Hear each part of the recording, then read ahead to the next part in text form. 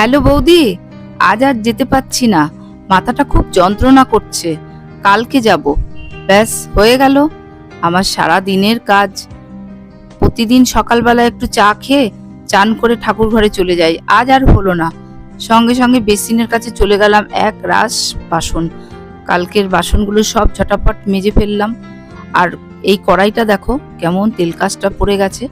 কড়াইটার মধ্যে একটু বালি আর একটু লিকুইড ভিমবার আর একটুখানি লেবু দিয়ে একটু তার জালি দিয়ে ঘষে নিলাম। ব্যাস রূপোর মতন চকচকে হয়ে গেল। এই কাজটা অবশ্য আমি ওর কাছ থেকেই শিখেছি। কে তোমরা আশা করি বুঝতেই পারছো, আমার বাড়িতে যে মেয়েটি থাকে।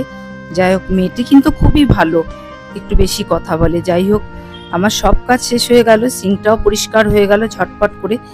এবার আগের দিনে যে আনাজের খোসা, ভাতের ফ্যান, ওগুলো দিয়ে আসবো আমার ছাদের বাগানের গাছের তলায়, ওগুলো জৈব সার হয়ে যাবে।